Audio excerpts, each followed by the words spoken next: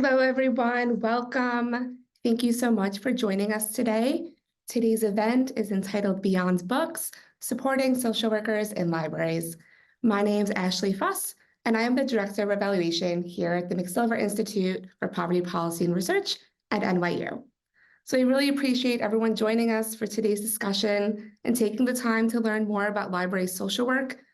I'm going to start by giving us a little bit of a background about these programs, and then we'll dive into the discussion. Just a few housekeeping notes before we get started. This presentation is being recorded. So if you're registered, you will receive an email from us in a few days once the recording and everything has been finalized with a copy of the recording. You'll also get slides for the presentation as well.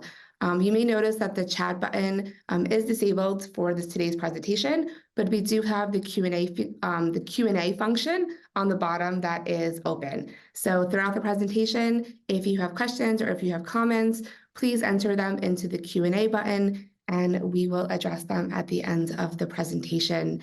Panelist bios can also be found on the website and linked here in the chat. When I kind of just give an intro, I'm just gonna, give you the 1 second about who everyone is, but I please want to encourage everyone to also check out everyone's bio to learn about more about our panelists today. So just for some context, in the United States, public libraries are public spaces that provide a variety of resources beyond books to their local communities. Public libraries are one of the few indoor places that people could spend time at for free. Library social work programs have been around for about 15 years and first started in California. Today, there are many of these programs across the United States. The setup, staffing, and the way that these programs are run vary by the program and location. Depending on the program and the model, some of these programs are staffed by master's level social workers, some have licensed social workers, and many rely on social work interns for their workforce. Depending on the program, they may provide a variety of social services, including short-term counseling, case management, crisis intervention, referrals, support groups, special programming, support with applications and resources around housing, and other social service benefits. Overall, these programs are perceived as helpful and valuable to the community. While we have a lot of anecdotal data that really supports these statements, the one thing that stuck out to me while we were reviewing the literature and talking with people who run these programs is that we don't actually have any outcome data. And without data, it's really hard to be able to quantify the impact and value of this work. Given that data and evaluation is my area of work, one of the discussion questions today is really going to tap into this conversation around data. And because one of my hopes and goals is that really we can start to build some evaluation and outcome data for these programs and be able to use that data to make policy recommendations. So with that, I'm going to introduce our panelists. I really want to give a big thank you to all of our panelists for joining us today and giving us your time and energy. And it's been really great working with all of you. Our discussion is going to be broken out into 2 panels, and then we'll have time for questions and discussion at the end. So we're going to start today by hearing from Dr. Margaret Paauw, who is a social worker and researcher and worked as a social worker in Chicago Public Library. Dr. Paauw is now an assistant professor at Eastern Michigan University, and library social work is part of her research portfolio. So she's going to kick us off and provide us with a brief overview of her research and talk about what the barriers and facilitators are in terms of operating and sustaining these programs.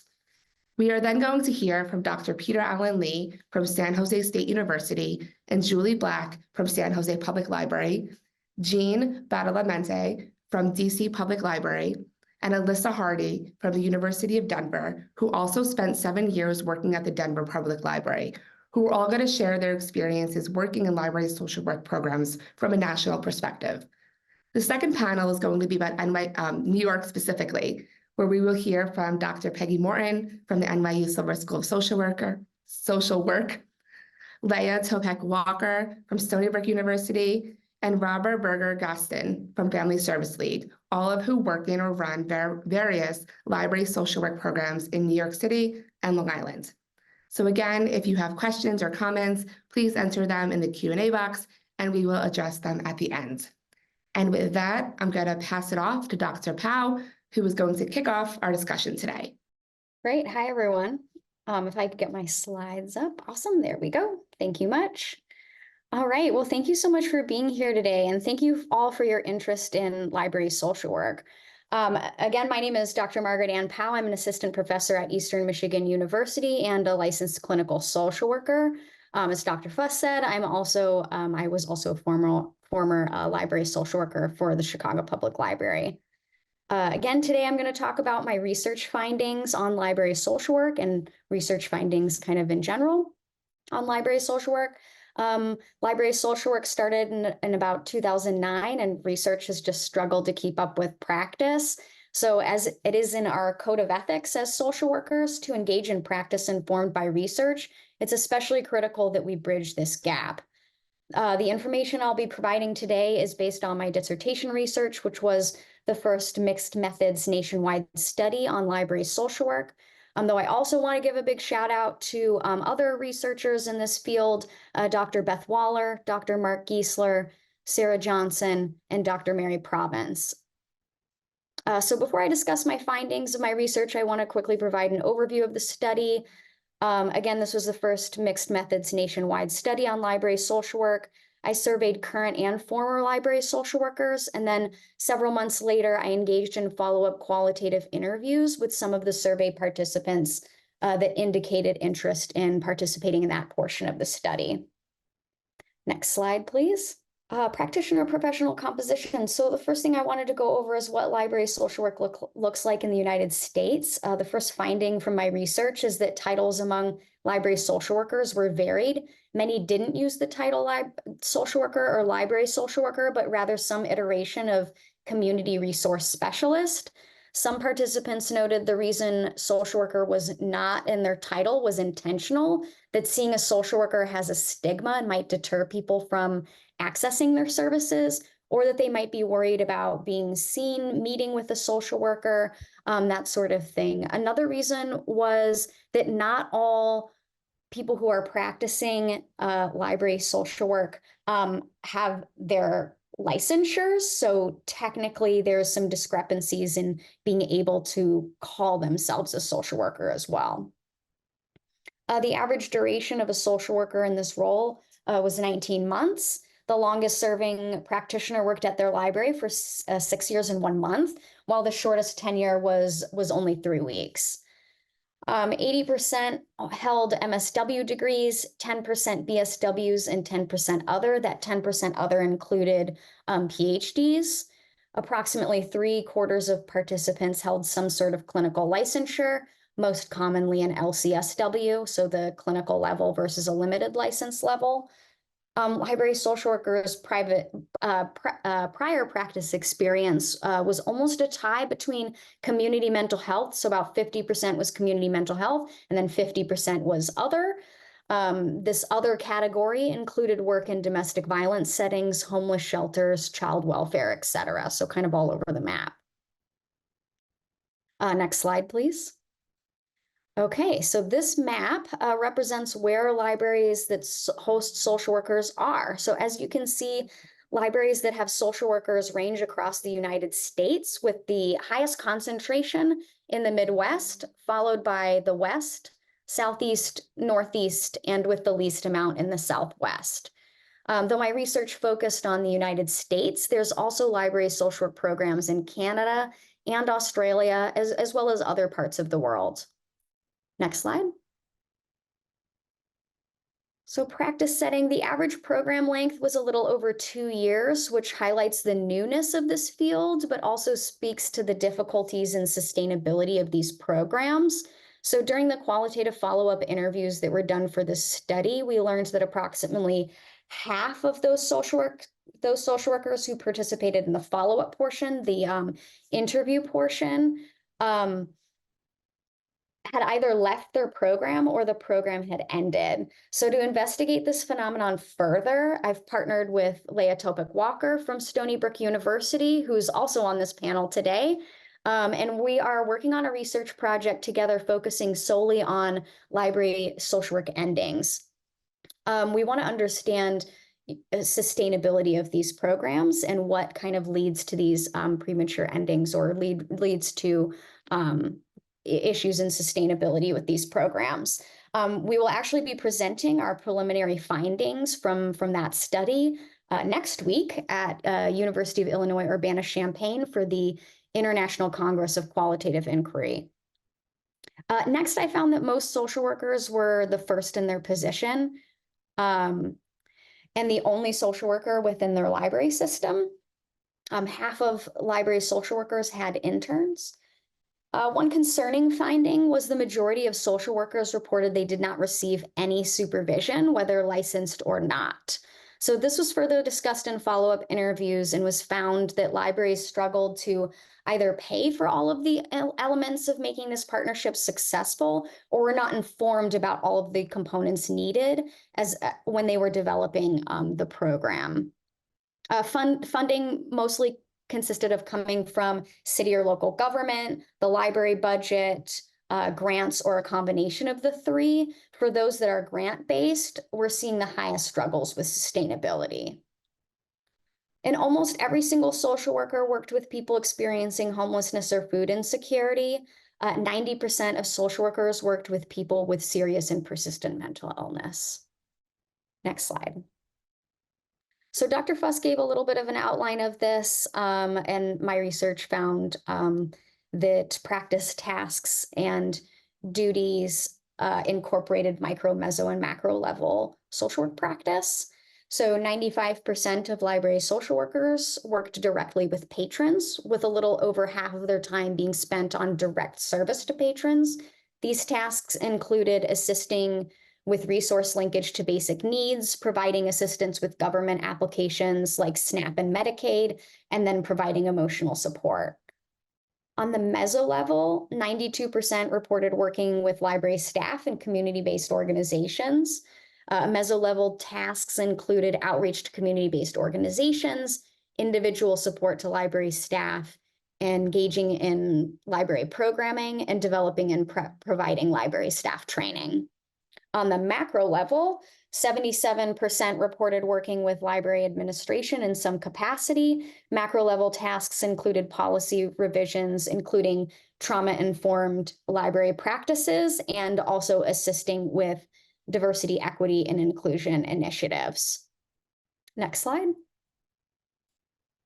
So next I asked about their experience in the practice setting. What was most challenging, what was most important, and then what was most lacking?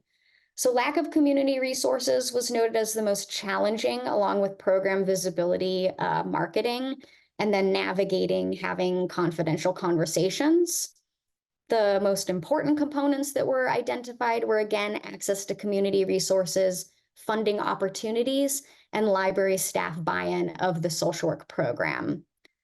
The most lacking was also access to community resources as well as staff buy-in, which was also noted as the most important. So it was identified as the most important, was also identified as the most lacking. Supervision was also noted as the most lacking, congruent with the practice survey section findings, as only 40% received supervision. Next slide.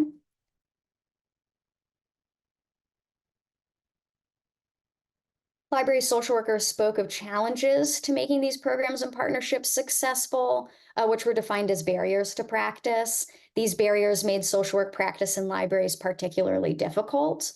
Library social workers also voiced key ingredients to making these programs and partnerships successful, which were defined as facilitators to practice. These facilitators were in alignment with the barriers, as they were generally the direct opposite. If a barrier was, if barriers to practice are addressed, then they become facilitators of library social work practice. So first, role clarity or lack thereof stemmed from the library's lack of understanding of social work, differences in professional philosophies, and general buy-in and support of these programs. Social workers who had positive experiences working in libraries generally had the buy-in and support of staff, including an understanding and respect for the expertise of that social worker. Adequate space that has both that's both confidential and visible was noted as a facilitator. So those that did not have adequate space identified that as a challenge and barrier to the work they were doing in libraries. and those who did have access to space noted it as a facilitator. Social workers reported feeling isolated from the profession, which supervision could potentially help mediate those feelings.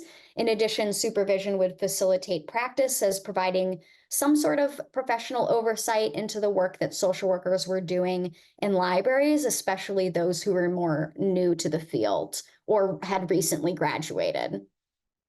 Similar to space and supervision, secure funding was identified as a facilitator to practice. Social workers described being grant-based in particular as being especially insecure, and social workers worried about program longevity under those funding structures. Again, lack of community resources was noted as most important and a facilitator, as well as when most lacking as a barrier. This study's novel and significant findings illuminated how library culture, philosophy, practice, and structure all can potentially present major challenges to social work practice in libraries. However, there's real opportunities from scholars from both fields to partner with libraries and community members to design effective library social work practice and to evaluate and refine this practice.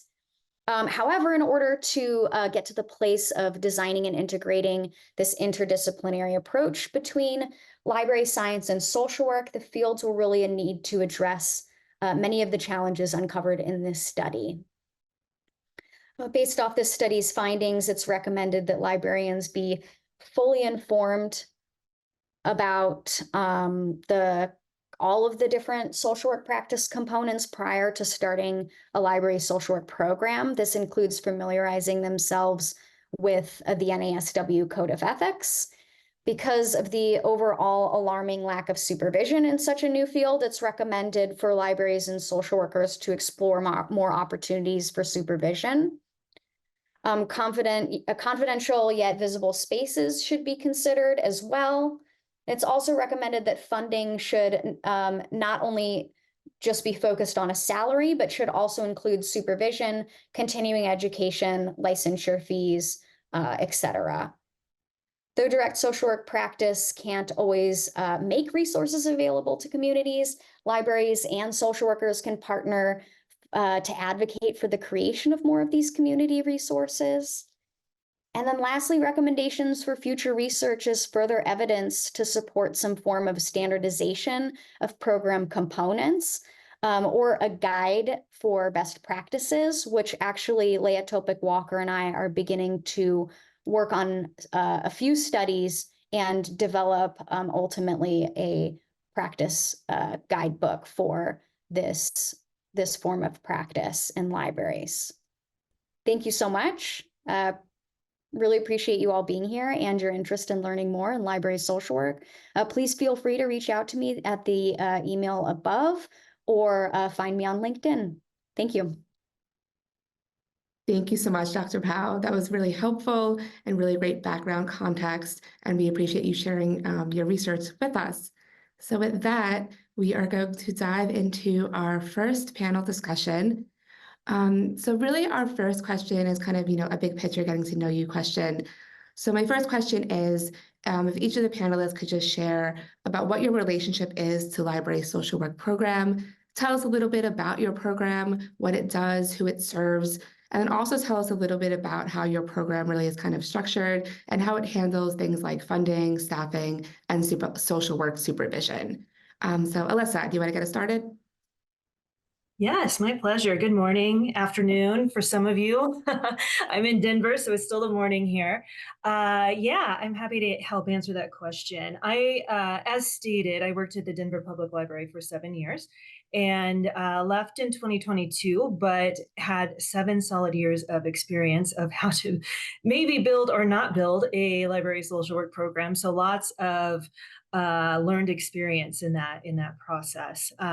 We started out, I was hired as the first social worker for the Denver Public Library after a group of staff came together and, had some different feelings about how different groups were being approached in the library and such. And they had done some research on the San Francisco program and proposed to the city of Denver to hire a social worker.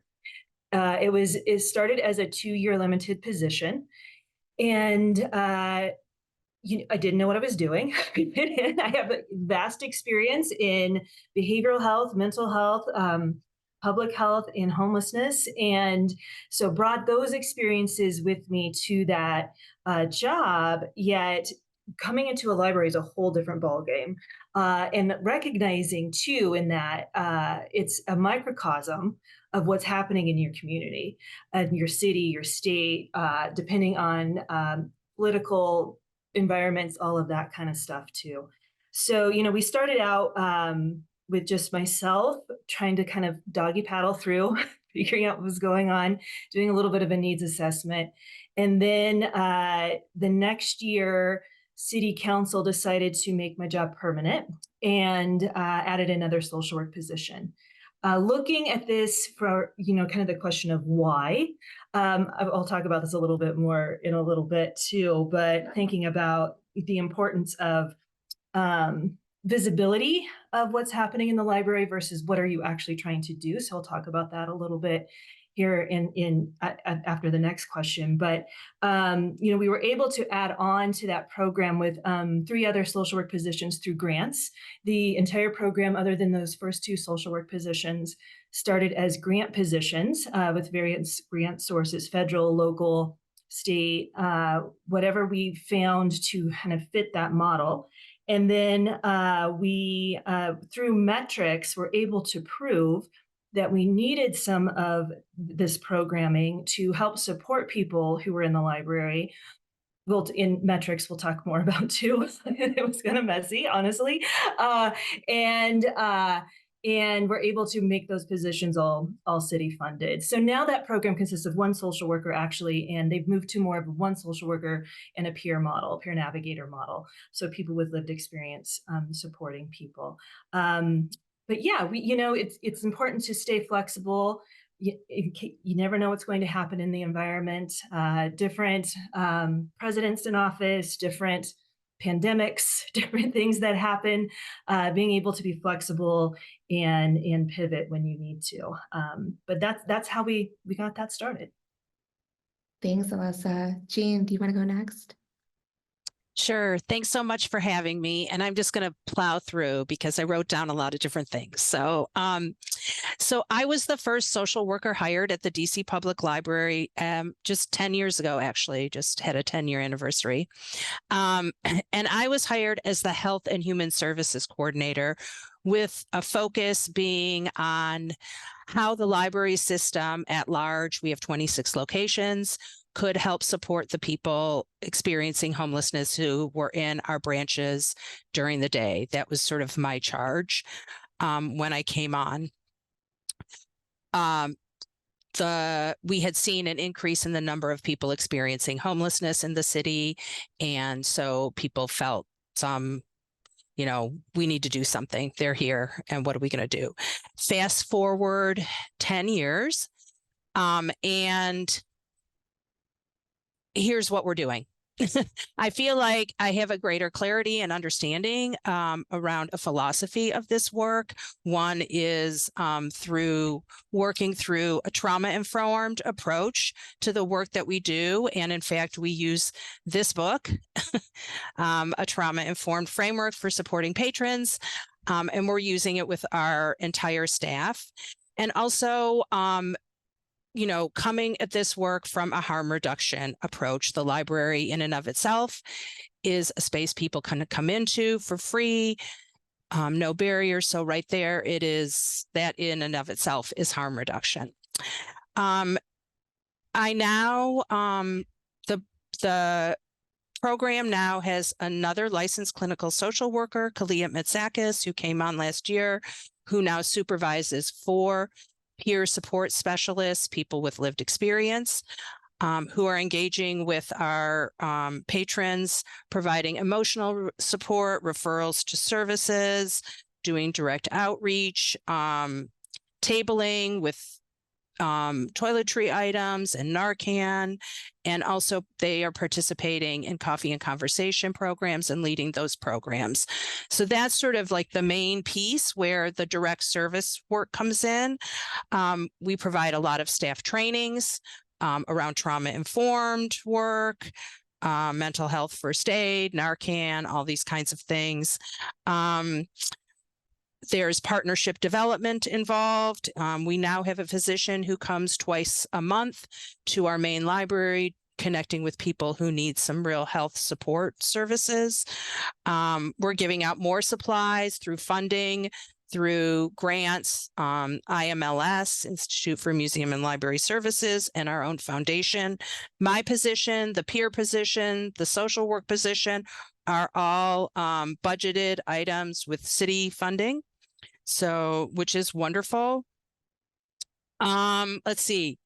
The library is really, anyway, is at a point where I was very excited about bringing in more social workers. And in our main branch, I don't supervise these folks, but the manager and assistant manager on our first floor of our main library are both trained social workers. Some of our library staff are doing crisis intervention work. Not our library staff, but our social human services staff. Let's see. We have interns for the first time this year. I was not interested in having an intern. I'm an MSW. I'm not a licensed clinical social worker. Kalia is, and they were able to provide supervision. And then finally, we are now just launching a pilot to contract with some mental health therapists who would do brief therapy at our branches. This is all new. We'll see how that goes. One of the things that's different in the past 10 years is that I feel like homelessness the numbers have dropped. They're on the rise again. People are sicker than ever, struggling really with severe and persistent mental illness.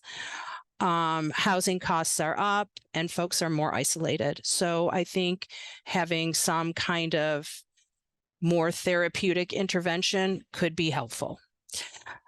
We've also seen an increase in the number of and interest in more public safety engaging.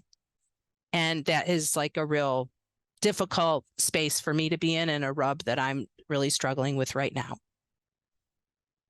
That's it. Thank you, Jean. And next we will pass it to Dr. Lee and Julie. Hello, everyone. Thank you for supporting this session.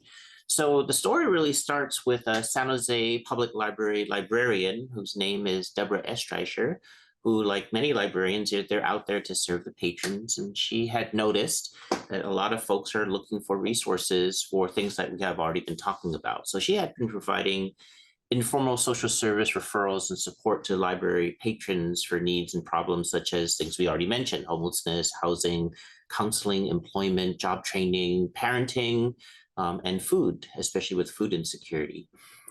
Since we live in one of the most expensive areas in the country, you can imagine that the usual problems are exacerbated by disparities in income, health, and resources.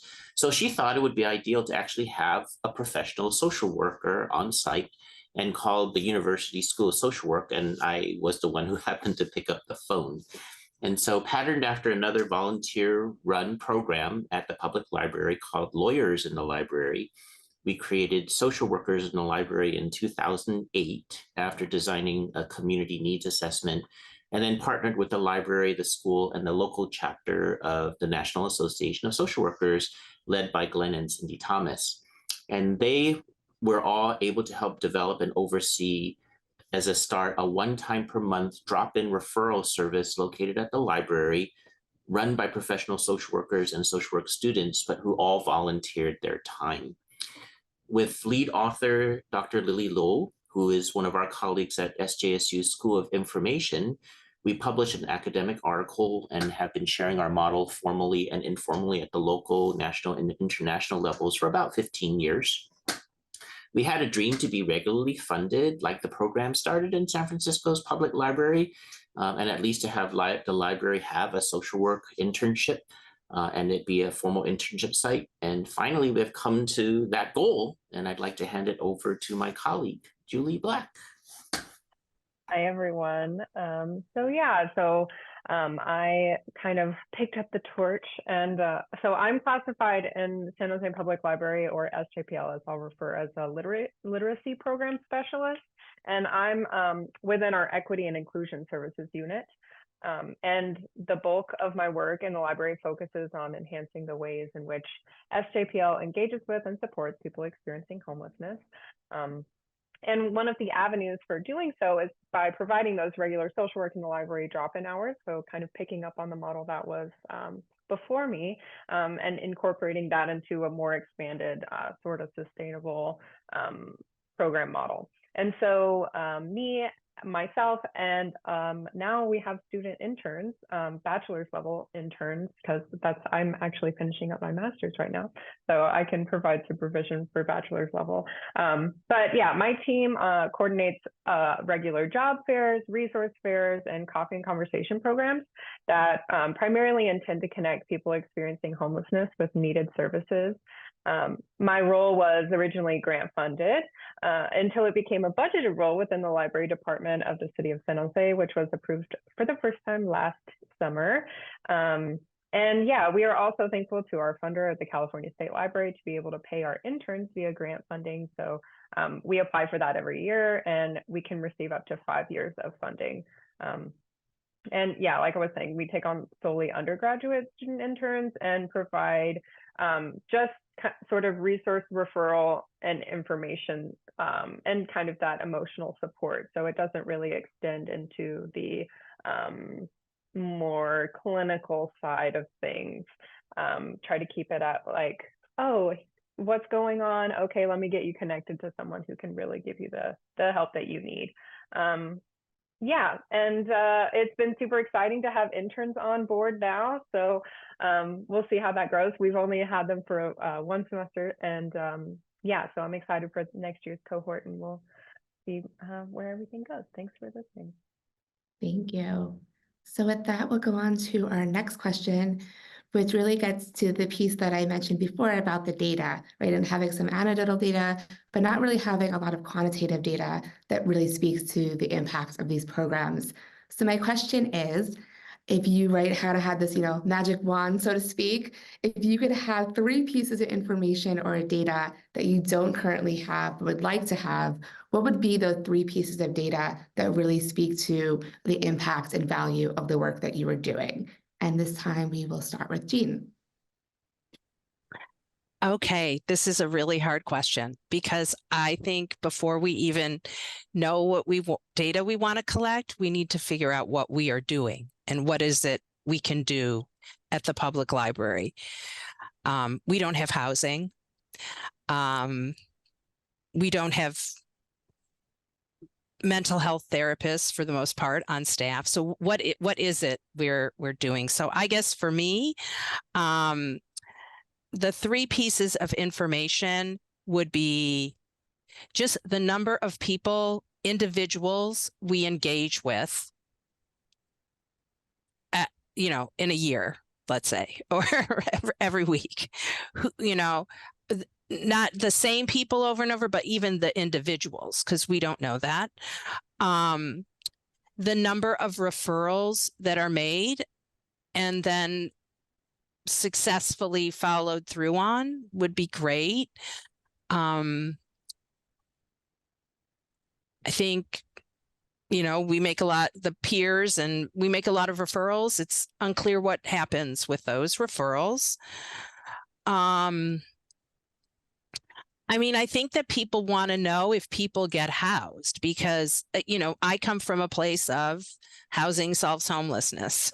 So, to have that information, I've tried to track all of that kind of information through Google Sheets and having our peers, complete those, and we get some of that information.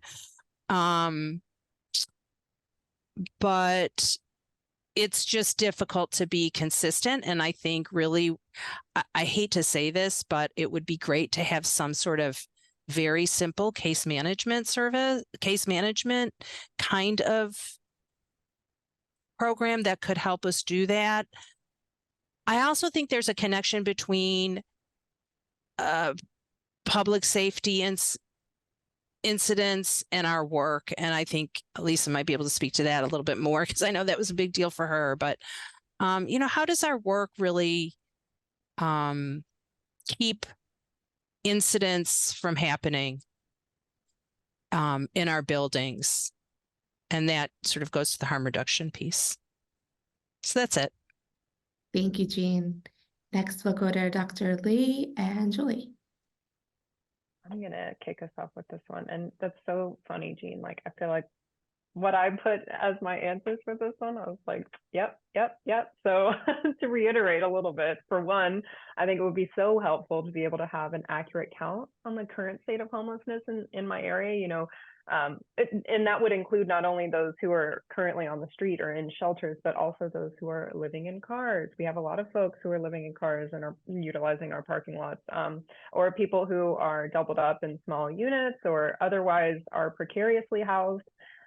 We rely on this information through the point in time count, which, focuses specifically on people who are in emergency shelters or living outside of known encampment areas. So that information could really help us inform programming for all the different levels of housing insecurity.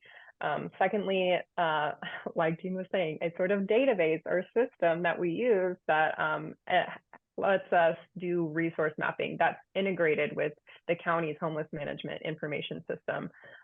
The labor-intensive and ever-changing nature of finding appropriate resources and contact information to share with community members is so difficult, it's prohibitive. If this system could also designate that someone heard about the service through the library, we could also have a better understanding of how many folks are able to access the services we refer them to. And lastly, it would be great if we could learn more about the library's daily users in terms of housing status.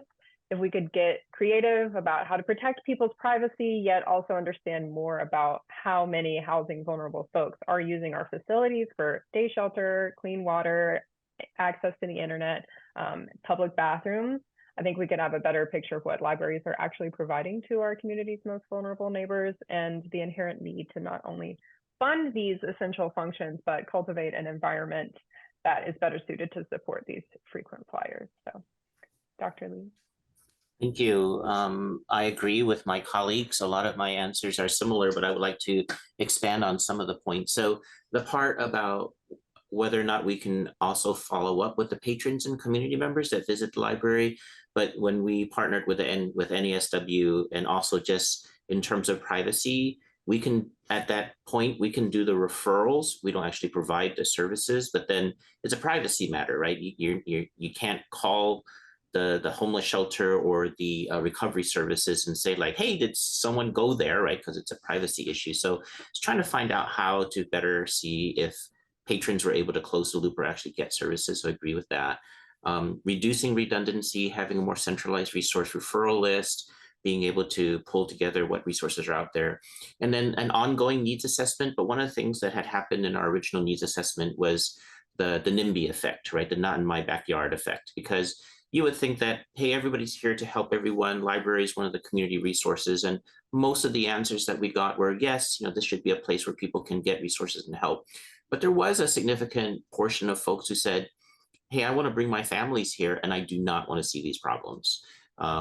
It's trying to see how we can bridge all these aspects of community to be able to provide the services that basically everyone benefits from. So I think that's what I would like to add to what has been shared so far. Thank you. Thank you. And Elissa. Yeah, wow. Everyone answered that so well. I'm just going to build on that, I think, more than anything.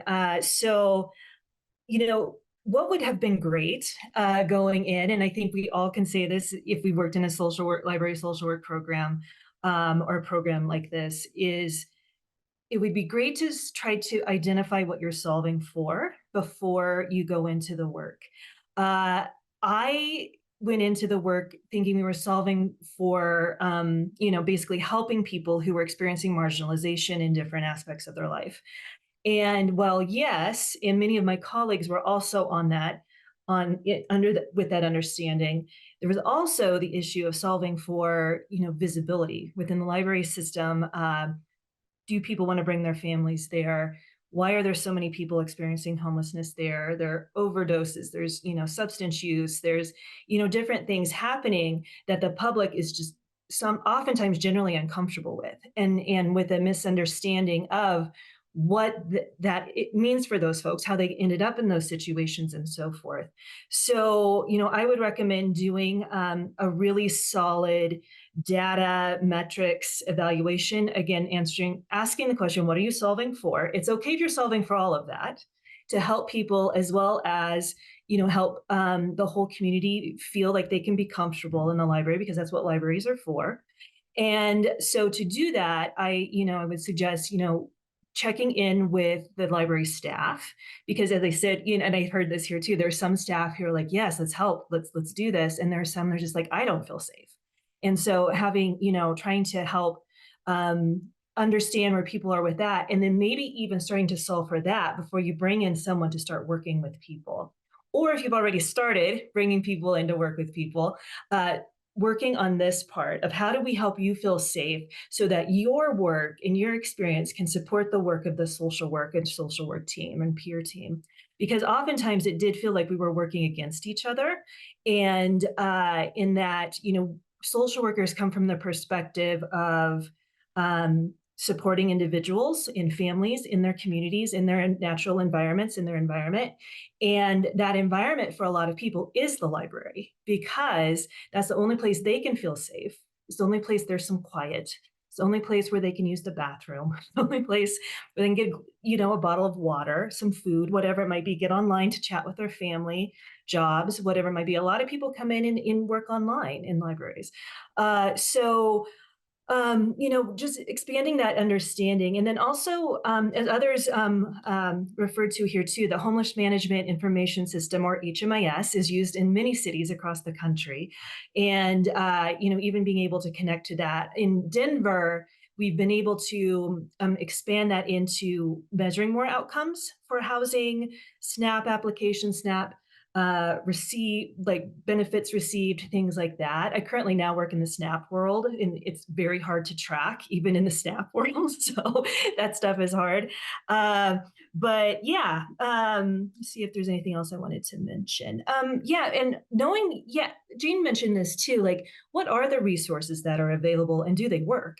Because there's a reason we have an expansion of homelessness. There's a reason we have a lot of people who are really experiencing severe persistent mental health challenges and not getting treatment. And so an understanding of that too. I remember being in many conversations with library colleagues who would be like, well, let's just tell the mayor we need more housing. And it's like, okay, you can tell them that. It's not going to get you very far, things like that. So helping everyone understand exactly what's going on, what the resources are, and knowing how to measure for that is tricky, but can be done. And I think, the biggest piece of that too, as I mentioned earlier, is the flexibility around what you're gathering. When 2020 hit, we had to completely pivot what we were addressing, talking about, and so forth. And that changed everything. And now we're in a different world than we were in 2019. So just being able to be flexible with that too. Thank you so much. So now we're going to move on to our next panel discussion that really is, New York specific. So if we could just start by telling us a little bit about your relationship to the library social work program, and then reflecting back, right? I would love to just kind of hear kind of your reaction, some of your thoughts about what you've just heard, anything in particular that really kind of resonated with you, or maybe something that kind of stuck out as being, really different from your experience here in New York. So Leah, do you want to kick us off? Hi, thank you so much for inviting me to be here and for everyone who's in attendance. I'm very passionate about library social work. It's a huge part of my role at Stony Brook. So we have a really large practicum experience with public libraries.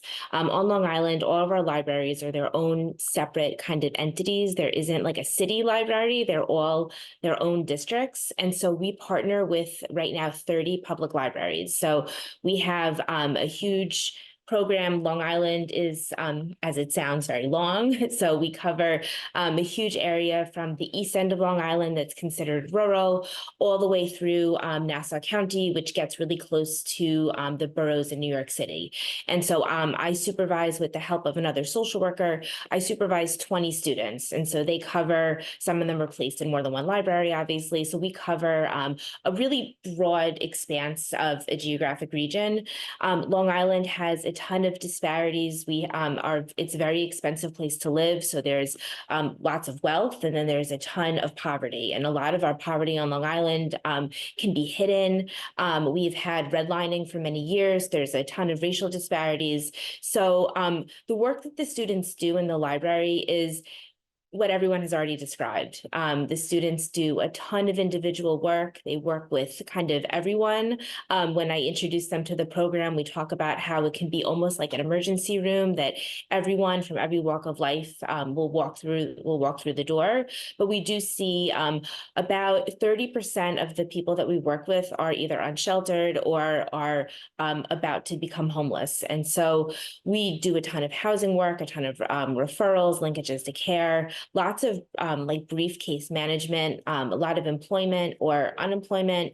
The students get trained in helping people fill out SSI and SSD applications through SOAR. So we do a lot of work with people that are really living either at poverty or below poverty. And so, but we also work with families, people who are undocumented, teenagers. Some of our libraries have these really expansive teen programs after school. So the students do a real range of things, but they can't only do the micro level work because what happens for them is that there's this there becomes this almost yearning to do more, because they realize that the systems don't really account for all of the things that people need. There's a lot of barriers. The library tends to be no barrier or low barrier, but then everything else is like super high barrier. So the students get involved in some more meso level work.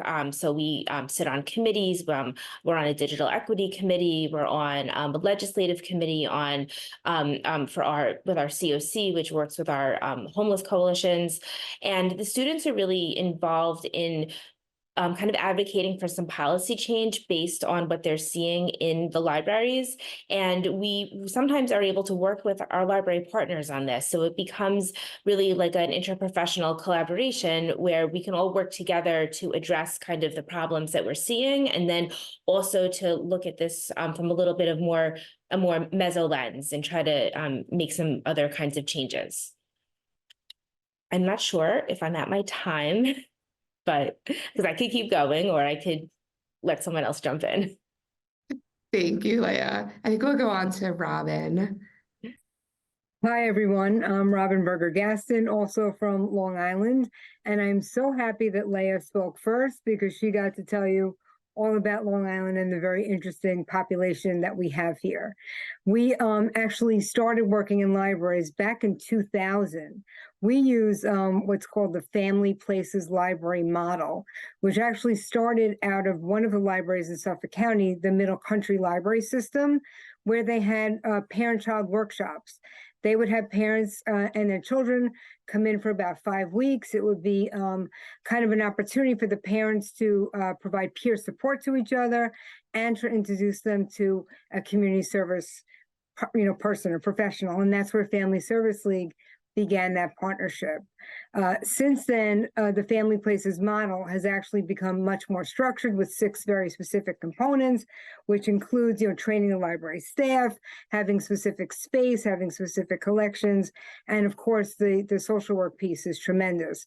What we found and what we've been talking about this morning is the tremendous need for case management. The needs that people have are different than what they used to be. I think overall, we're all saying that people are not coming to libraries for psychotherapy. They're coming for short-term counseling. But very often what's bringing them in the door is the fact that they're being evicted, they've been evicted, they're in a domestic violence situation. There's something else going on that requires more than just counseling, it requires resource. So our social workers in the libraries are very resource focused, they're solution oriented. And when we can't find social workers and we do have interns, we have them specifically do the case management. Because right now, that seems to be the core of what's happening. And when you're talking about looking at data, what we do is we look at the services and the trends of services that are being, asked for. So are people coming in because they're homeless? Are they coming in for food? Are they coming in for linkages for family support?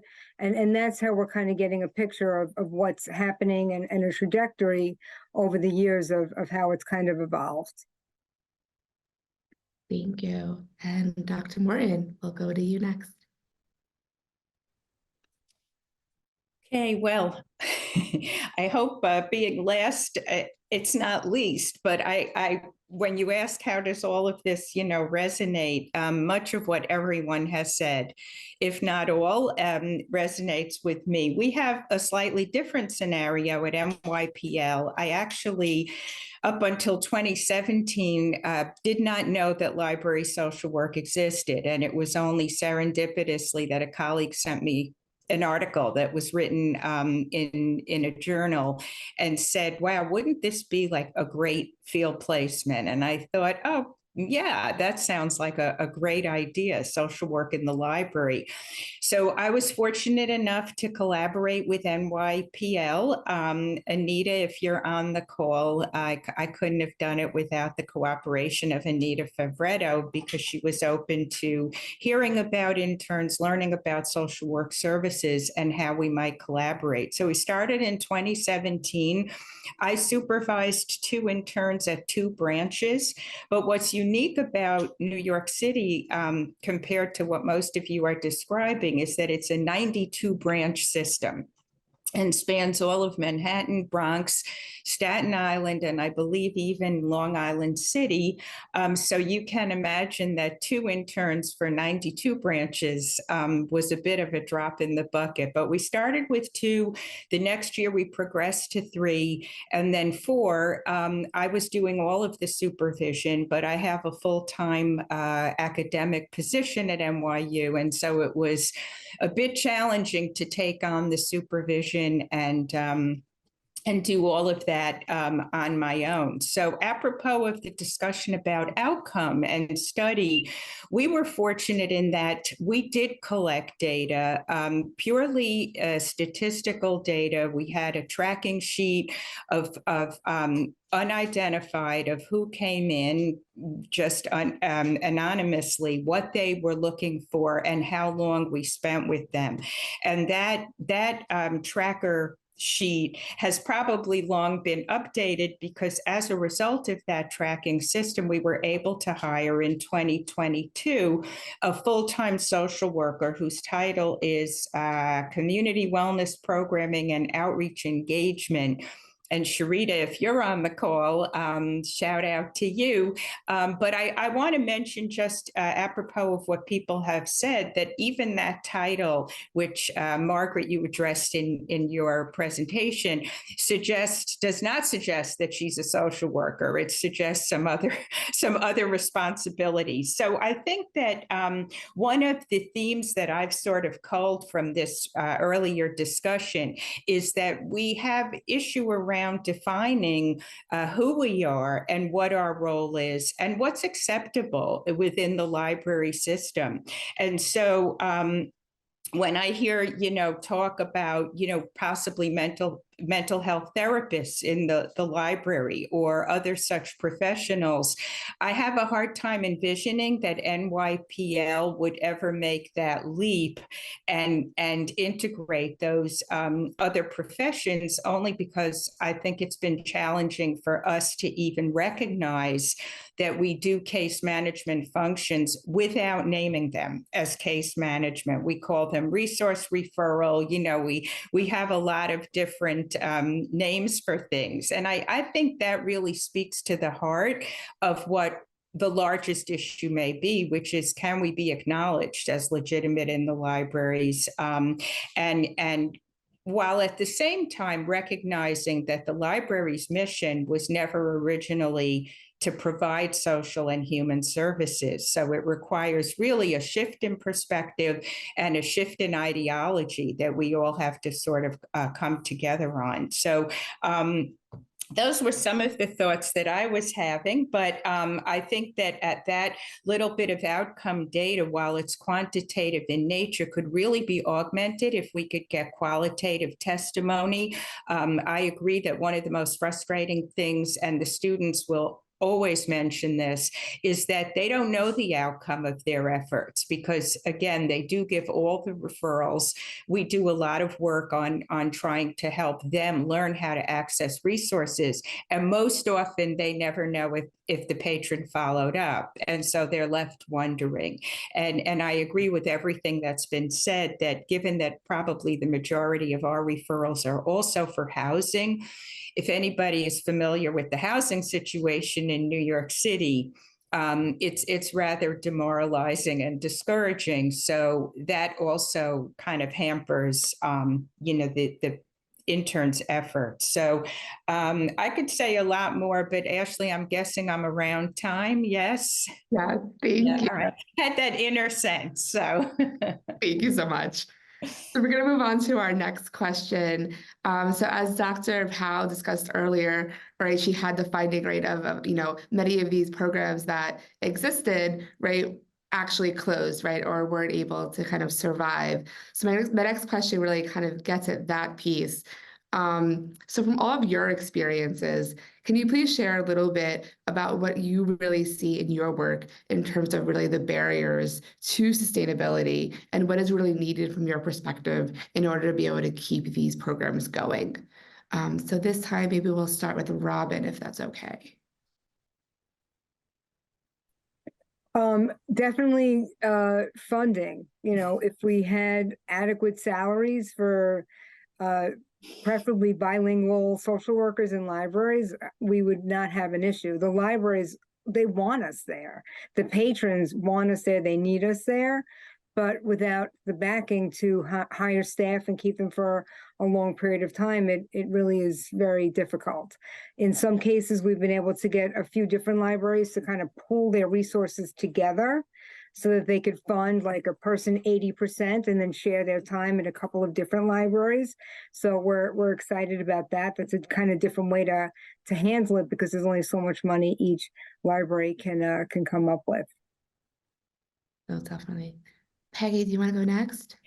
Yeah, so money, of course, with a capital M, funding. And if we can't fund social workers, I would hope that we could fund supervisors, because I've done it, as part of my workload. And I know that currently I failed to mention that through Sharita's good work, she's now partnering with many more schools and many more library branches. So that's a wonderful expansion.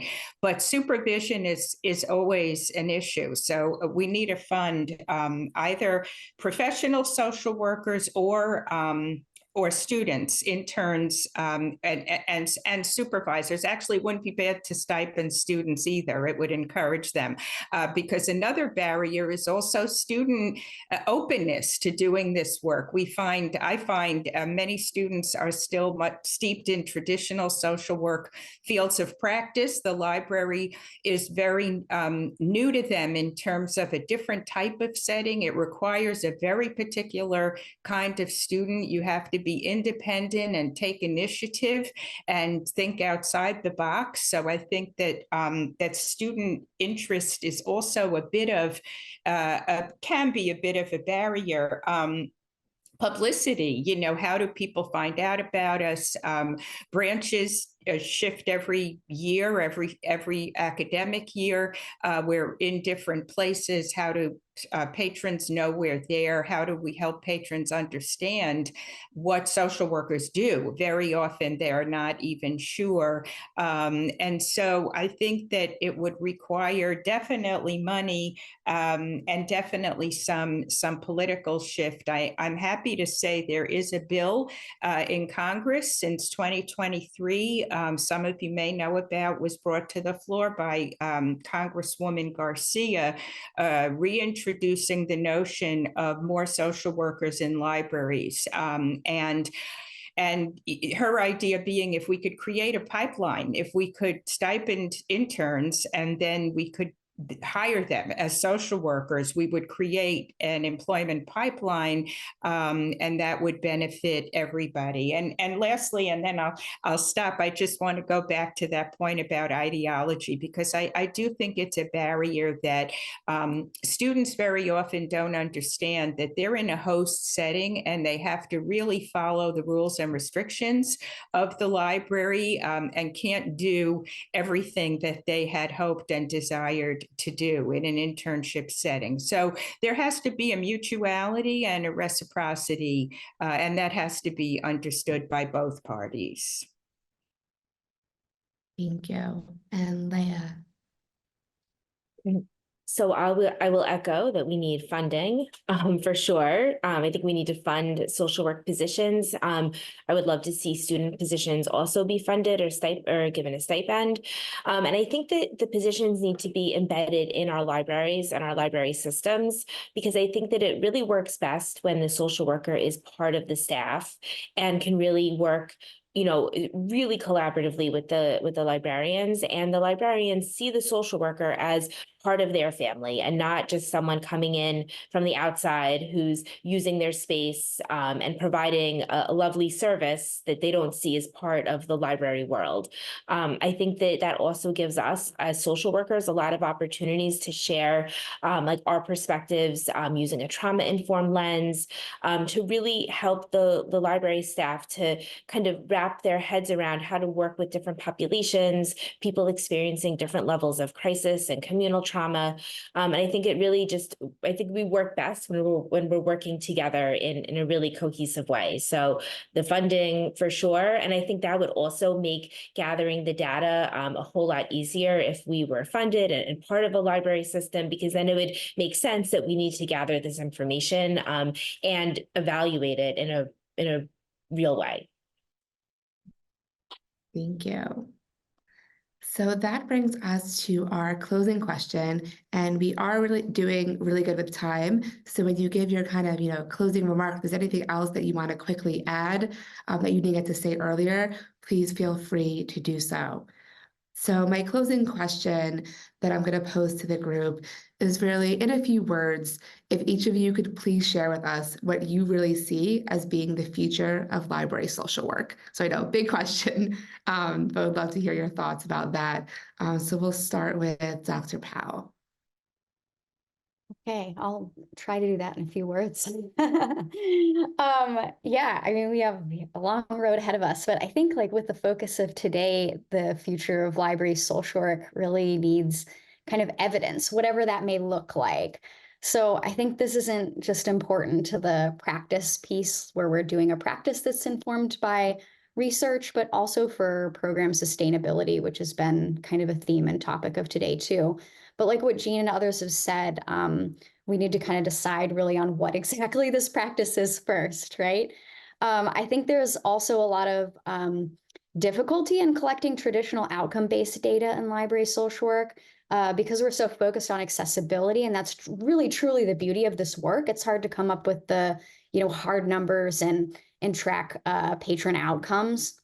So our library social work program in Chicago, we had one grant that was really, really focused on closed-looped referrals, and we just simply couldn't collect that data because we'd see a patron once and then never again, or we'd see someone once and then they'd come back 4 months later, and by that point, so much has changed that, we didn't know what had, gone on between that period. So it's really hard to do that outcome-based data. So we need to be creative in the data that we collect and how we understand and like conceptualize what outcomes these programs are producing. But yeah, again, I think we have a long road ahead of us, but each year we're really learning more and more about making this practice work. And I really appreciate all the insightful and important conversations that were had here today. I have like a lot that I'm reflecting on right now. So really thank you to all the panelists and everyone who attended today too. Thank you. Julie and Dr. Lee. I can start us off. So I kind of see library social work growing to provide that more like integrated social service connection.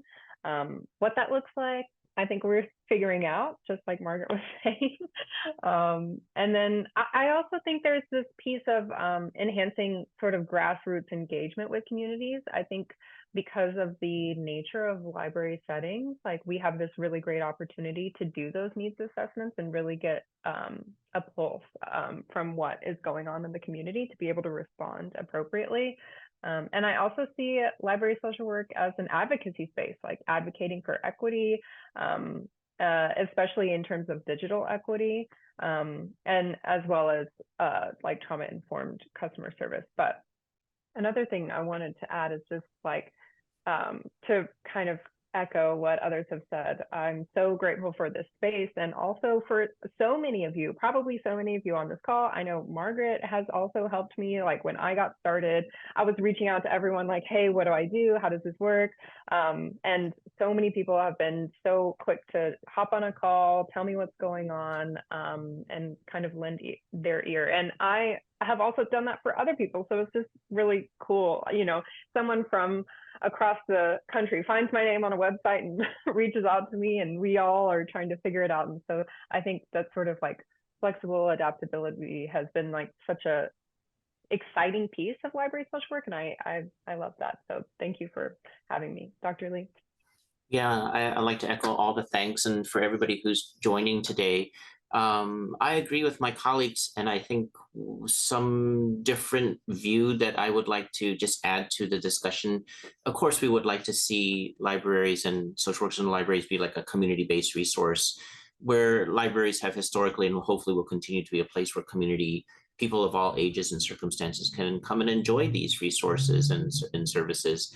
But I think one of the things we have to face is that this whole idea about disparity, whether it's wealth, whether it's health, whether it's resource, those disparities are just getting larger. I mean, they're just widening. And I think we also must acknowledge that this panel, given that it's social workers and the library, we all have a social justice lens, but not everybody in our community has a social justice lens. And so what does that future hold for us? I think I'm hoping that it will be continuing in a positive vein, and that folks really see that when one part of our community is struggling, it actually affects all people in the community, and the other way too. Like when one part of the community thrives, you would hope that that would then help those who are more in need. So I have a kind of like a guarded, optimistic view about what that is. But with technology, AI, how will people even socialize in the future? I mean, that's going to change. I think we have to be realistic too in thinking that not everybody's going to be thinking the way we think. Not everybody's going to have the same values that we have. And so this whole thing about having an equity and a social justice lens is going to be very interesting moving ahead. Thank you. Thank you. We'll go to Elissa. Yeah, thanks everyone. I agree full-heartedly with everything everyone has shared. I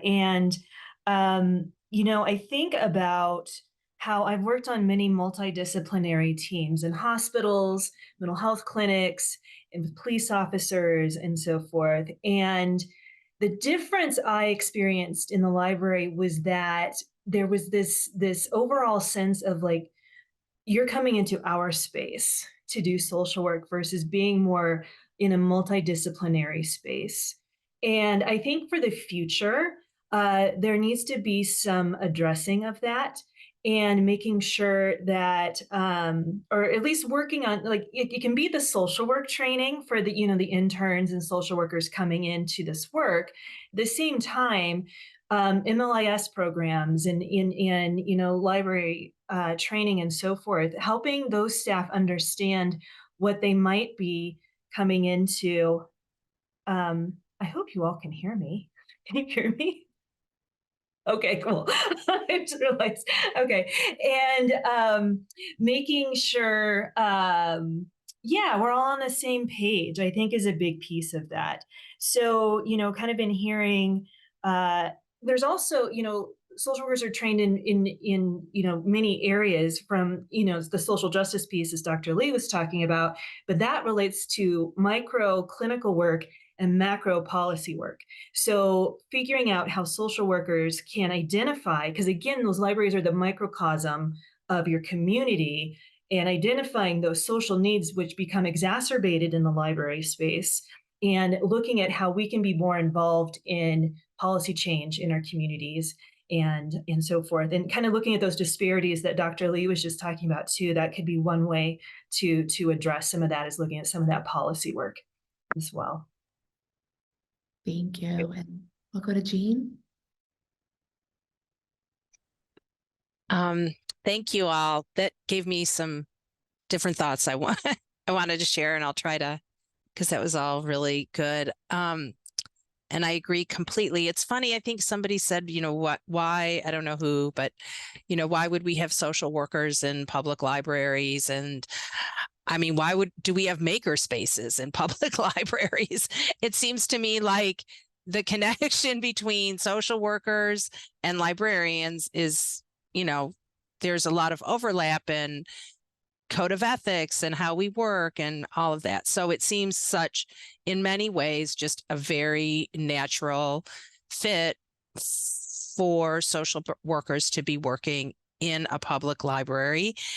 I think, there is going to be a big advocacy piece around keeping that going, because as people's needs become higher and the public's tolerance becomes lower for seeing and being with people who are really vulnerable, funders who fund public libraries may not want to be seeing these folks in this space. We rent spaces in our public library for weddings and events. And I think that there are people who are not interested in renting those spaces, our event spaces, because they don't want to see how complicated people's lives are. So there's a real tension. And I think so we're going to have like a strong advocacy piece going forward. And I also think it really needs to start with MSW programs and library science programs for folks who are interested in working in a public library and coming up with some kind of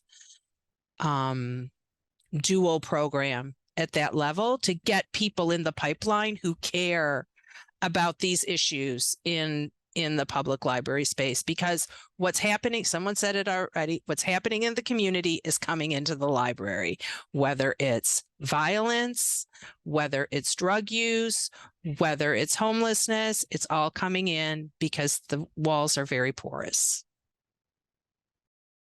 Thank you, Jean. Robyn? Well, I think growing the library social work model is so important. And I think if libraries in the future look at their staffing plans and look to hire more social workers, we're seeing dribs and drabs of that. But if that could happen in a more forceful way, I think it would be tremendous. And to also have the social workers do education to the library staff, because social workers have a very specific skill set. So we can actually provide some real assistance and help to the library staff, and then they can help us. So it is such an amazing partnership that could really only benefit by growing. Family Service League is a large human service agency. We have mental health clinics and case management, but people don't always come into our building because of stigma. They go to the library because the library is safe. So to make sure that this resource is available throughout the country would be really fantastic. Thank you. We'll go to Peggy. Yeah, I ditto to everything. And I think that the funding piece is maybe to bring this full circle related to Ashley's original point about how can we do the research to prove the outcomes and take that evidence with us so that we can get funded and get more, more buy-in for these programs. I also agree with Peter and Jean that not everybody's on board, not everybody's on the same page, right, with the need for this. So the question then becomes, how do we convince library staff? How do we convince constituents in the community? And how do we really document the benefit for everyone? I tell the interns when, they get upset that the librarians aren't on the same page, that we have to, show them how it's beneficial to them as well. It's not us just taking over their space. It's a value add for the librarians and the staff too. I think if we don't show that value add, we don't get buy-in. So it's a delicate balance. I also think, listening to Robyn, that perhaps new models for how we provide the supervision. We made an attempt in the earlier iteration of our program we had a conversation with partner agency. Perhaps if we can't hire social workers, that a partner agency would deploy one of their mental health workers or social workers into the library, or that may be another way to go. But I think exploring new models might be helpful rather than just sitting with the two, binary options. Either you hire a social worker or you have somebody supervise interns. And Leah, I'm amazed you supervised 20, because I found 4 to be a full-time job. So yeah, I think we have a bold future, a bright future. I'm trying to be optimistic too, because I think that it's a place to grow the profession organically. And I think we could take it other places. We can go to laundromats, we can go to barbershops, we can go to Starbucks, and we can really do social work in the community the way it was intended to be. So yeah. And lastly, just thank you so much to McSilver for this panel, because I'm so happy that you felt it important enough and worthwhile enough to get us all together and participate. So thank you to Ashley and the McSilver Institute. Thank you. And with that, we'll pass it to Leah for her closing remarks. Thank you. So I don't know if I can top what everyone else has said, but I definitely agree that the future of library social work has to include really gathering a lot of evidence. I think that something that I find really interesting is like why people come to the library instead of a traditional agency. And so issues around stigma, accessibility, barriers, I think that we need a lot of information on those issues, because I think those really inform like how people use services and who's able to even use the social services that we have available. So I see library social work as really lending a lot of knowledge and information on just what social services look like and how we can change them or address issues that exist within our systems. I also really see the future of library social work as being really creative. I think that it's a creative program. I think that it really takes a lot of imagination on the part of the students and the workers and the libraries to really look at how these partnerships can best work. And I think that within social work, we need to really be open to looking at like new possibilities. I know we're about to kick off a pilot program working with library security and really looking at how security interact with patrons experiencing crisis, what security even means, like for different people, what it means to be safe.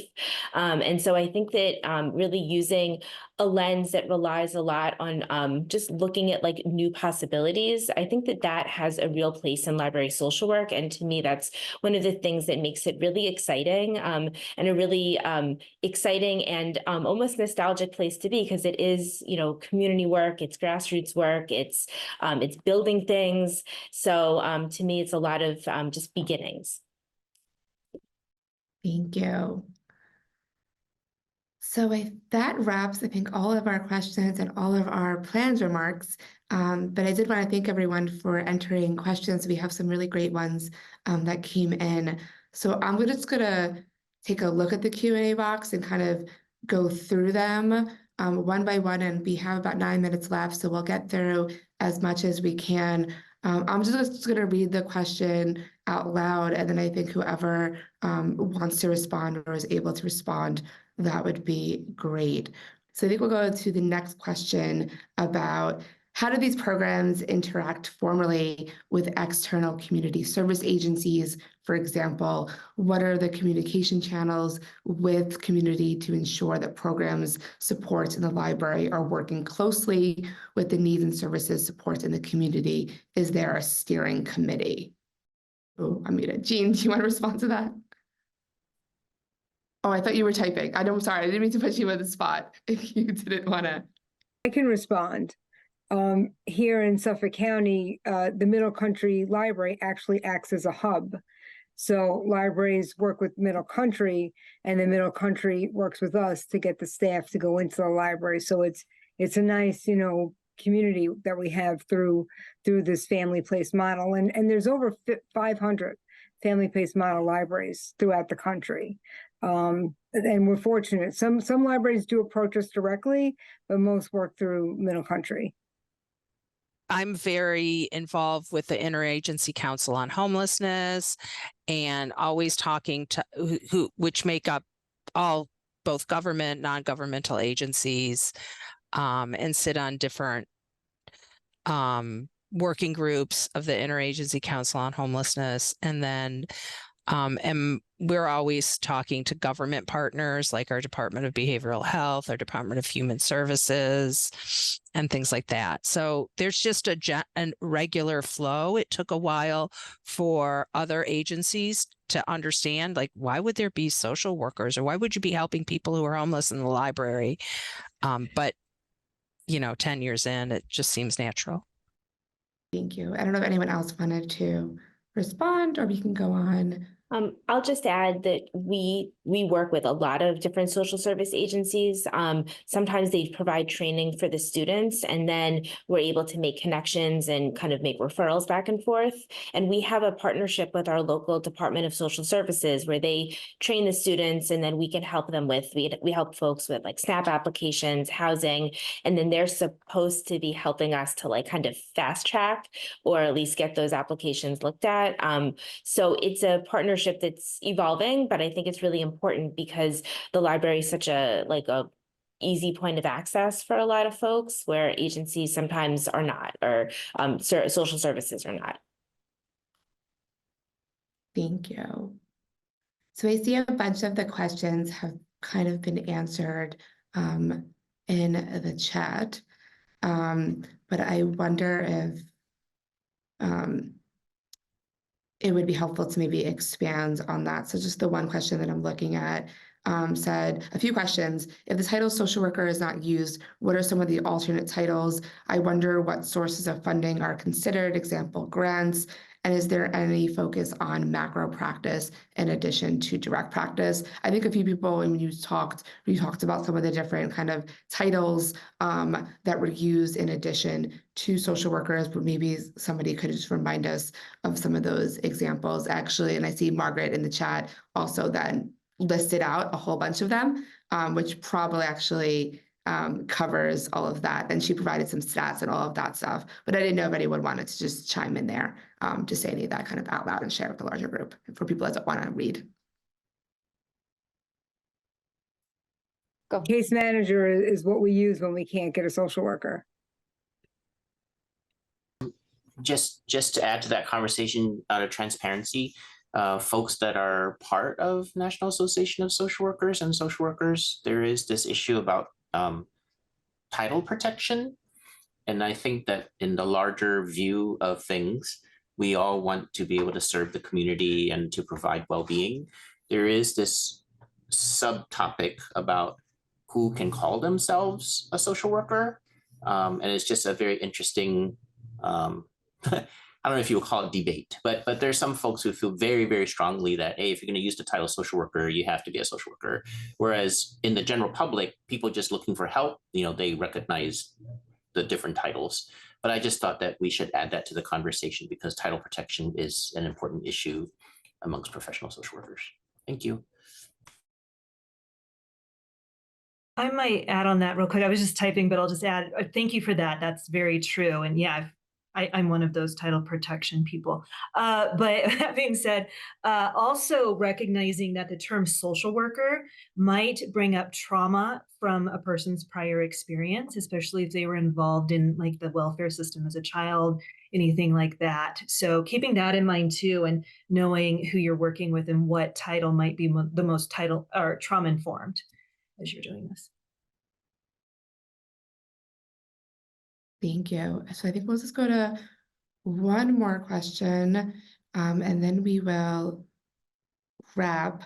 So I think I'll go with the question of thoughts on combined MSW LMS, which I'm assuming is Masters in Library Science, Masters in Social Work programs. Thoughts on those combined education programs, if anyone has thoughts on those. Go for it, Leah, if you have. Or thumbs up was your comment. I was just thumbs upping it. I think it's great. I think that in conversations with folks that teach in the library science world, there's a lot of needed information that comes from social work. And I think when we have social workers in libraries, we really need to understand like what that world looks like. I know for me working in this program, I've had quite an education to what like the inside of a library looks like that I had no idea before I started this. So really we would greatly, I think, benefit from learning from each other and then also having a program that combines the two disciplines in a cohesive kind of way. Amazing, thank you. And we're at 1:29, so I think we're just gonna wrap. Again, thank you so much to all of our panelists for joining us today and for sharing your experience. I know I learned a lot and I loved hearing from all of you, and it's been really great to work with you all. And to all of our attendees, thank you so much for joining us. And as I said earlier, this presentation is recorded and we will be sending out a copy of the slides and the recording later on. So again, thank you all, and I hope everyone has a good rest of their day. Bye, everyone.